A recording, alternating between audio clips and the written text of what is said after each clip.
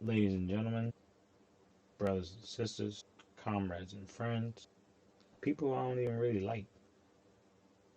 Welcome to the Center Podcast.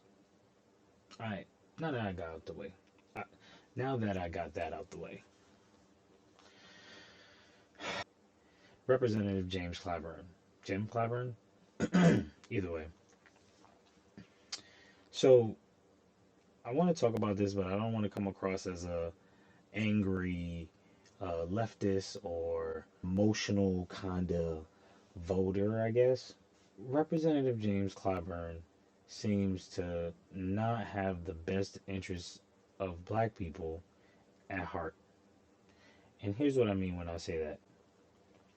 It didn't even really occur to me that Representative James Clyburn, um, Congressman, Majority Whip, doesn't really support reparations. I mean, he does claim to support Bill H.R. 40, which he says is his bill.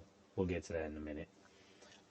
But he doesn't really seem to have much faith that the bill will ever pass. A lot of us have noticed, a lot of us on the left, when I say that, have noticed we had the House, the Senate, the presidency. They never put H.R. 40 up for a vote.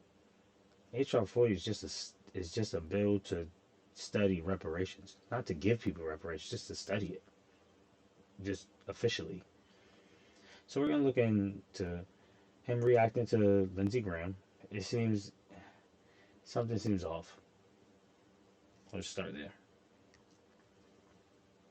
Another minority, but if you're white person, if you're a white woman, no forgiveness. That's reparations. What's your response? And is this a form of reparations? Lindsey Graham is from South Carolina. He knows South Carolina's history. He knows what the state of South Carolina and this country has done to black farmers in South Carolina. They didn't do it to white farmers. We're trying to rescue the lives and livelihoods of people. He ought to be ashamed of himself. He knows the history in this country, and he knows what has happened to black farmers. The lawsuit that we've never been able to rectify. We've had so much recalcitrance. Lindsey ought to be ashamed. Now, I don't know what recalcitrance means, but he seems like he has some deep convictions for these farmers getting this aid. That's what it was at the time. This was during COVID. And Lindsey Graham was running around everywhere calling it reparations because black farmers were starting to get an opportunity to get access to more federal funds. And what do you say to Lindsey Graham or whomever who says that this is a form of reparations? Well, I think you ought to go back and maybe go to church, get in touch. Okay. Another minority, but if you're... Go to church. Okay. Let's take a look at our first video here. And oh, speaking of which, real quick, shout out to African Diaspora News Channel and Phil Scott. Those guys do great content constantly. That's where most of these videos are from. Oh yeah, I just wanted to do that. Alexa, rude. Anyways, yeah, shout out to those guys. All right, let's get back into it. You want to know if you support reparations? I'm sorry? You want to know if you support reparations? I support reparations other than that naming. Y'all need to learn what reparations is. Y'all keep talking about a word. It means to repair. It's cash, being cash payment for all. Hell no. You'll never get it. Why not? Let's just go back a second. He wasn't playing. You want to know if you support reparations? I'm sorry? You want to know if you support reparations? I support reparations other than that naming. Y'all need to learn what reparations is. Y'all keep talking about a word. It means to repair. It's cash, being cash payment for all. Hell no. You'll never get it. Why not? That's why we use your support. Ooh, You got a lot of ice power. cold. You'll never get it. You have a lot of leverage. Let me ask you a question. You get our support. We've been dedicated to you for a Will very you long listen? time. Will you listen? Yes, sir. Yes, sir. Okay. If you are mulatto and you are allowed to get an education, and this person is not and not allowed to get an education, how will you measure which one to do what? I was allowed to get an What? education. What kind of That's words? not the If you mulatto and you not, how would you measure who gets what? I guess he's trying to ask like, um, how do you trace the lineage or the heritage of who gets reparations? Like that's bullshit. You talking about the law. You talking about Let's the just law. watch the video. You talking about my wife, whose grandfather was white, and therefore her mother could get educated, but her daddy was African. And how do you measure that? But Redlining, get educated now. mass incarceration, Getting educated right now. We ain't living in Africa. lack of funding in public schools in these black communities. You got more sense than I got. I understand. Clyburn. Shout out to you, Phil. What do you mean? How do you measure it? It's weird to watch this because you got to keep in mind this man tapped Joe Biden to be the president of the United States. He was part of a group of people who were instrumental in Joe Biden being the presidential nominee, and he doesn't support reparations. You have to wonder what the hell is going on with the Democratic Party and what it means when one of the majority whip in the Democratic Party, who is black, doesn't understand and see the importance of bringing Bill H.R. 40 to the floor when we hold all the levers of government. Let's go on. I'm doing well. Listen, cause I gotta go, but I appreciate the fish fry and everything. I did want to ask though. Reparations is a big thing.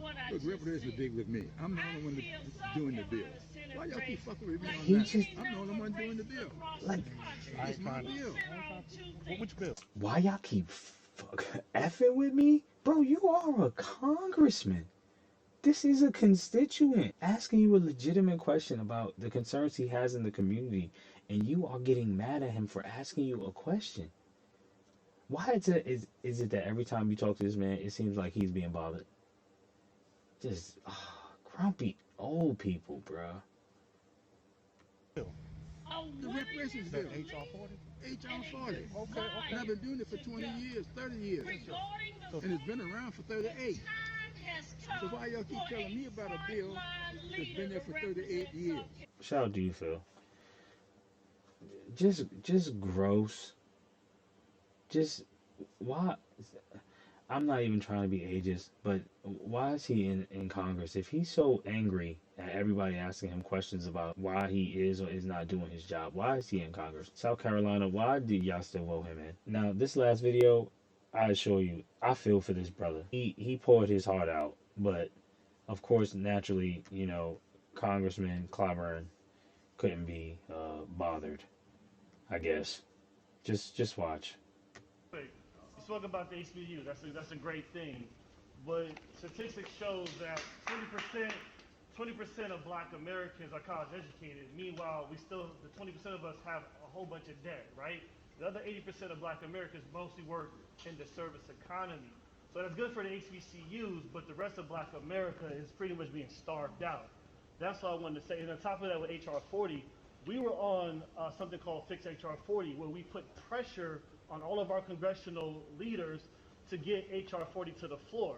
We sat there for about 10 hours and watched the whole judiciary process. We saw it play out. Nancy Pelosi can bring that to the floor anytime she wants. We have been monitoring HR 40 and it's been stalled out for the most part. Do you want it to come to the floor? Do you want it to pass? What we're trying to say, sir, is that because of public pressure, so for history, right? HR 40, right, was introduced by... But they've never brought it to the floor ever. Just mind you, they just don't bring it to the floor. They bring it to like once a year, maybe once, and then that's it, and they just go home and just be like, well, it's not gonna pass. Oh, it's not gonna pass. John Conyers in 1987. It sat dormant for over 30 years, right? No. So, yes, it did, sir. Yes, it did. Every year. He did introduce it every year, but it never got passed. We're talking about something almost my whole adult life. this thing never passed at all. Now there is public sentiment. There's energy behind it, right? The CBC just they did a Twitter poll. They asked us, what do you prefer? Do you prefer? Hold on a second. Hold on a second. So I'm almost done. Sir, it's all due respect. There's no emotion in this. Hurry up. He ain't got time. He's tired. We're just concerned. These are facts we're presenting. We're just highly concerned because by 2050, Black American wealth is going to be at zero. Meanwhile, other groups' wealth are going upward while our wealth is deteriorating. So we're just highly concerned. That's it. Right. We just want a better quality of life for ourselves and our children. I have 2 children myself. The tax credit is great. It's great. But after the tax child credit, it's like that's just paying the bills and that's it. It's still not helping us out of the predicament that we're in. We're just concerned. So that's it. That's it. Thank you. Thank you so much. Thank you for your lecture. You see what I'm saying? This dude asked you a question. Are you going to answer the question? It's very disheartening to know that this man, who's supposed to be one of the most honored, respected Black leaders in Congress right now, doesn't really seem to care too much about the issues that Black people sent him there for in the first place. That's Representative James Clyburn. I'll see you guys on the next one. That one was bleak.